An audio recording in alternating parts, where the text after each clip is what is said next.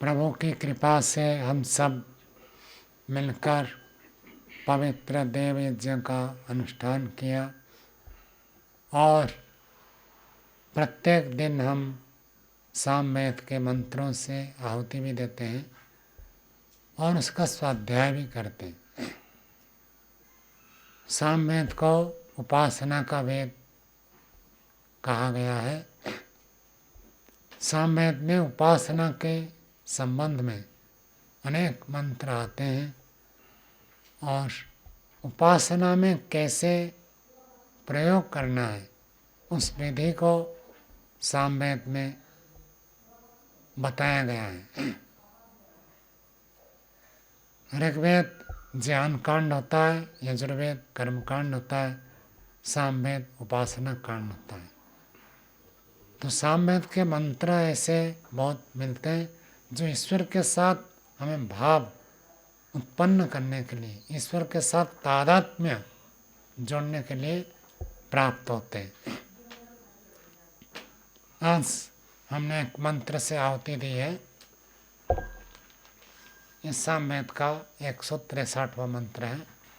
योगे योगे तवस्तरम वाजे वाजे हवामहे सखाय इंद्रम मोतये। सखाय, सखा भाव के लिए। अब संसार में जो भी मनुष्य है कोई ना कोई उसका मित्र होता है।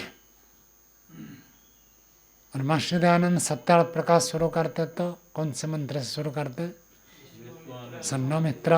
और उसमें पहला शब्द क्या है? मित्र। वो मित्र कल्याणकारी हो जावे, यहीं से शुरू करते सत्यार्थ प्रकाश।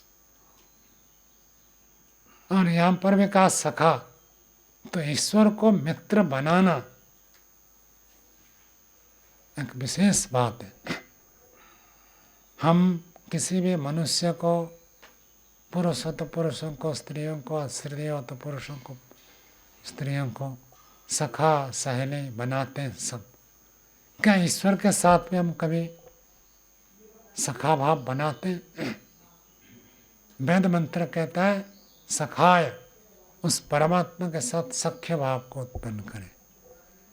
और स्तुति प्रार्थना उपासना में भी हम पढ़ते सानो बंधुर जनिता।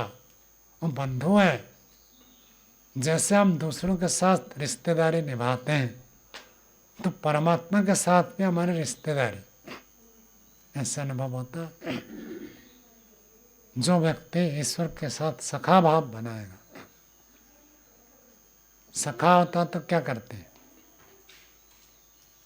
कोई मित्र होता है, दोस्त होता है तो क्या करते हैं सावन जी? हाँ,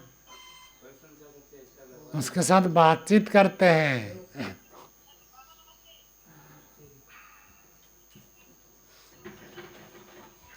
हम उनके साथ हम बातचीत करते हैं, उनके साथ हम सुख दुख को शेयर करते, बांटते हैं। तो परमात्मा को यदि हम मित्र बनाते हैं, परमात्मा के साथ भी हम बांट सकते हैं। सुख हो तो परमात्मा को बताए, प्रभु आपकी कृपा से हमें ये सुख प्राप्त हुआ। और कभी दुख हो, बाधा हो, कष्ट हो तो भी हम परमात्मा को बता सकते, प्रभु मुझे ऐसे कष्ट हुआ, ऐसे दुख हुआ, ऐसे बाधा हुई। तो जब हम परमात्मा के साथ हमारे सुख दुख को बांटते हैं तो परमात्मा हमको ज्ञान देते हैं। और जैसा हम दूसरों के साथ बात करते हैं ऐसे ही परमात्मा के साथ में बात करें। यदि ईश्वर के साथ हम प्रीति बढ़ाना चाहते हैं तो ईश्वर के साथ संवाद करना अति आवश्यक है। अब ईश्वर तो ऐसे मुंह है नहीं, हम ईश्वर को बोलेंगे तो ईश्वर उत्तर कैसे देगा? देता है ईश्वर उत्तर। आप बात करें, आप पूछें, बताएं तो ईश्वर से उत्तर मिलेगा। कब मिलेगा? जब आप चित्त में राग द्वेष से रहित होकर ईश्वर के साथ संबंध बनाएंगे और ईश्वर से पूछेंगे तो ईश्वर उत्तर देगा। चाहे कोई भी हो, हमारे क्रिया हो, व्यवहार हो, विचार हो, सांसारिक समस्या हो, उपासना में आने वाली बाधा हो, उपासना में मृत्यु को रोक नहीं पाते, उपासना में कोई अटकाव हो, अवरोध हो, हम उसको परमात्मा के पास रखें। प्रभु ऐसे हुआ, ऐसे होता है, मैं ये चाहता हूँ, ये नहीं कर पाता हूँ, इसे करना है। तो परमात्मा की ओर से प्रेरणा मिलती है।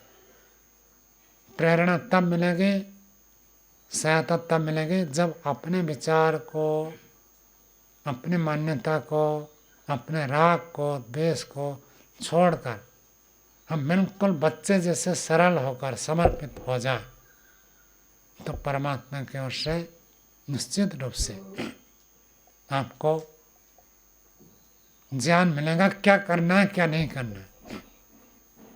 हम अपनी ओर से जुड़ते हैं, अपनी मान्यता रखते हैं, अपनी ओर से जो विचार आता है वही आवश्यकता रख देते हैं कि मुझे ये चाहिए, वो नहीं मिलेगा।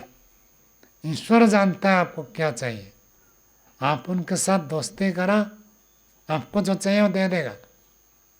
आपकी यदि कृत्रिम नैमित्तिक इच्छा हो रही है, वो नहीं, जो वास्तव में आपको चाहिए वो ईश्वर जानते हैं और ईश्वर आपकी इच्छा को पूर्ण करेंगे निश्चित।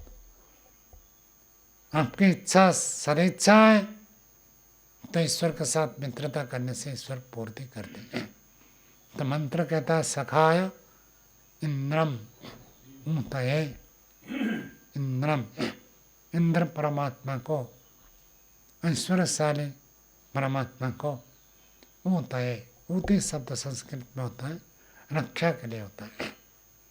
हम अपने जीवन की रक्षा के लिए परमात्मा से प्रार्थना करें, परमात्मा को संबोधन करें, परमात्मा को सामने रखें और बातचीत करें। जैसे पिताजी से बात करते हैं, माताजी से बात करते हैं, मित्र से बात करते हैं, खुलकर तो व्यक्ति दोस्त से बात करता है। तो ऐसे परमात्मा से बात करें तो सही, तो परमात्मा उत्तर देता है। योगे योगे कब बात करें, कहते योगे योगे जब जब हम योगाभ्यास करते हैं, जब जब हम परमात्मा का ध्यान करते हैं, जब जब ईश्वर की उपासना करते हैं, तो परमात्मा के साथ संबंध बढ़े। योगे योगे तपस्तरम, परमात्मा बहुत शक्तिशाली है, बलवान है। ये विश्वास न हो, किसी का मित्र कलेक्टर बन जाए तो व्यक्ति कैसा अनुभव करता है, किसी का मित्र पुलिस सुपरिटेंडेंट बन जाए तो अपने आप को बलवान अनुभव करता है, किसी का मित्र जो कोई मंत्री बन जाए, प्रधानमंत्री बन जाए तो कैसा अनुभव करेगा, मेरा कोई कुछ बिगाड़ नहीं सकता। ऐसे जब हम परमात्मा के साथ संबंध जुड़ते हैं तो हमको ऐसे शक्ति, ऐसे बल प्राप्त होता है। परमात्मा है ही सर्वशक्तिमान। जब उनके साथ मित्रता करते हैं, जब उनके साथ दोस्ती करते हैं, तो हमको लगता है कि मेरे पीछे कोई खड़ा है। पीछे मतलब पेट के पीछे नहीं, अर्थात मैं जब कार्य करता हूँ मुझे सहायता करने वाला कोई है, वो परमात्मा है। तपस्तरम, योगे योगे तपस्तरम, वाजे वाजे, वाज शब्द के अनेक अर्थ होते हैं। वाज का एक अर्थ ज्ञान भी होता है, वाज का अर्थ बल भी होता है। तो यहाँ पर भाष्यकार ने जिसा अर्थ किया है वाजे वाजे, जब जब ज्ञान के अवसर आता है उस समय परमात्मा को सख्य भाव प्राप्त करो। जब गंभीरता से शास्त्र पढ़ते हैं, एक तो होता है पुस्तक पढ़ लिया, पंक्ति पढ़ लिया, समझ गए, कभी कभी ऋषियों के वाक्य ऐसे अटक जाते हैं, ये अर्थ तो ठीक नहीं लग रहा, क्या अर्थ होना चाहिए इसका। अब सोचते रहो सोचते रहो सोचते रहो, पूरा घंटे पार हो जाएगा, पता नहीं चलेगा इसका क्या अर्थ है, ऋषि क्या कहना चाहते हैं। जो अर्थ हमको समझ रहा है वो तो ठीक नहीं लग रहा है, सिद्धांत के विरुद्ध जा रहा है। ऋषि कभी सिद्धांत विरुद्ध बोल नहीं सकते। आप उसके सोचते सोचते उसी को विचार करके सो गए, उसको विचार करके अगले दिन सुबह उठकर ध्यान करते, रात को विचार करते करते सो गए और सुबह उठे, मन साफ है, ध्यान में बैठते, तो कैसी प्रेरणा, कैसी सूचना आ जाती है। जो जिसके लिए आपने घंटों परिश्रम किया था वो अचानक सूझ जाता है। इसका अर्थ तो ये होना चाहिए, गंभीर रूप से करेंगे। शास्त्र का ऐसा सामान्य शब्द अर्थ तो संस्कृत के हिसाब से जानते हैं, लेकिन उसका गंभीर तात्पर्य क्या है? हर शास्त्र का गंभीर तात्पर्य अलग होता है। इसलिए वेद सबको दुर्लभ इसलिए लगता है क्योंकि वेद का जो ऊपर अर्थ हम न समझ जाते, उसका गंभीर तात्पर्य ईश्वर से क्या संदेश देना चाहते, वो जो गहराई है, उसका जो गंभीर तत्व है वो हमको परमात्मा से प्राप्त होता है। और ऋषियों को भी ऐसे प्रेरणा होती है। ऋषि तो सीधा वेद मंत्रों को लेकर समाधि लगाकर साक्षात्कार करते, लेकिन जो ऋषि स्तर को नहीं भी है वो भी यदि परमात्मा से प्रार्थना करते हैं, परमात्मा की ओर से उनको शास्त्र के पंक्तियों के, वेद मंत्र के, कठिन शब्दों के, कठिन वाक्यों के अर्थ उनको सूझता है। ये स्वयं के पुरुषार्थ से नहीं होता, ईश्वर की सहायता से होता है। ये अनुभव होगा।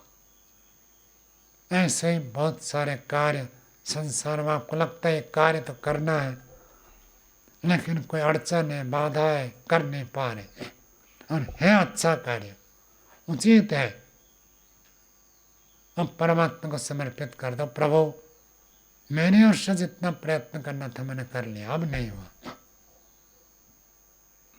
अब आपके ऊपर मैं छोड़ता हूँ।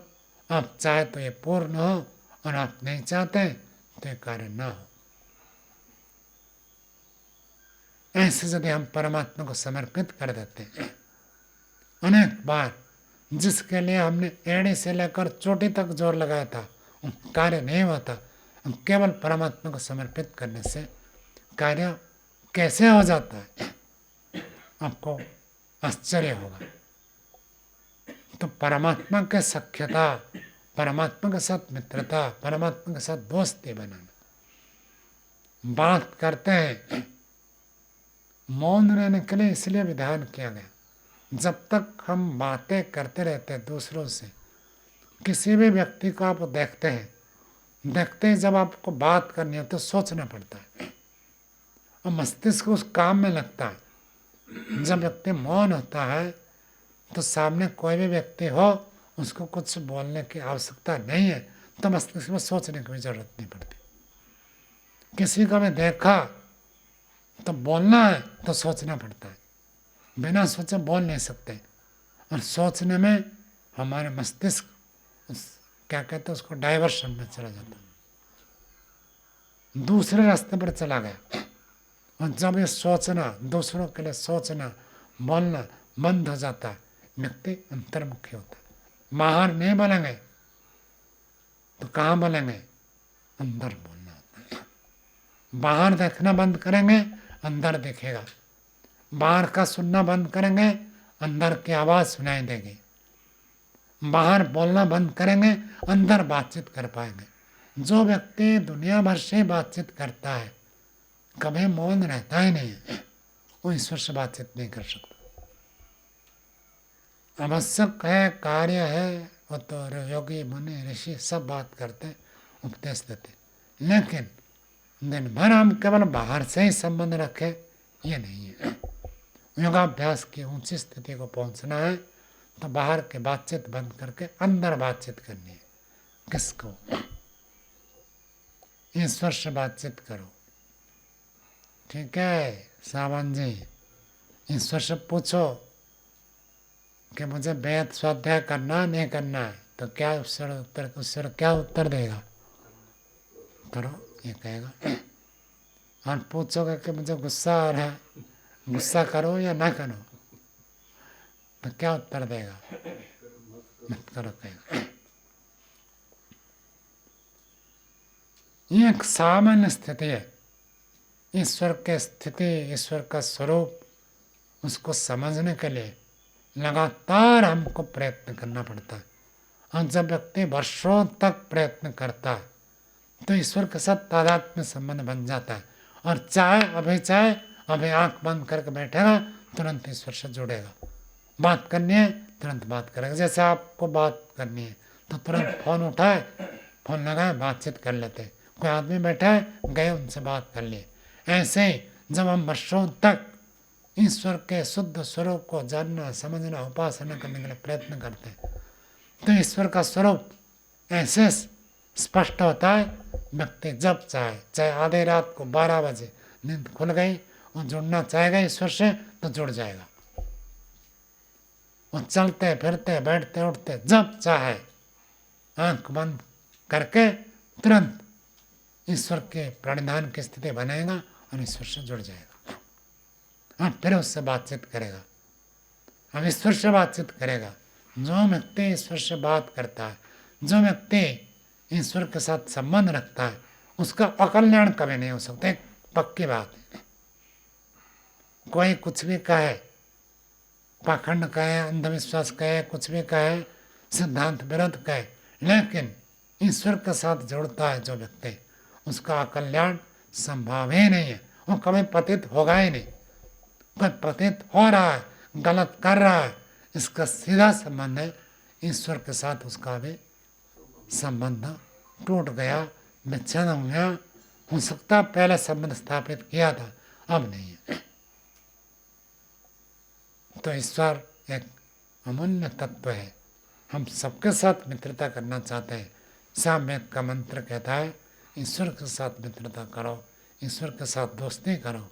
और जो ईश्वर के साथ दोस्ती करता है, जिसका दोस्त कोई कलेक्टर हो जाए, IPS हो जाए, मंत्री हो जाए, तो व्यक्ति इतना सुख सुविधा को प्राप्त कर लेता है और अंदर से बल को अनुभव करता है, तो ईश्वर से मित्रता हो जाए। और क्या कहना है। तो प्रसंग के अनुसार वाणी को ये विराम देते हैं। सबका धन्यवाद।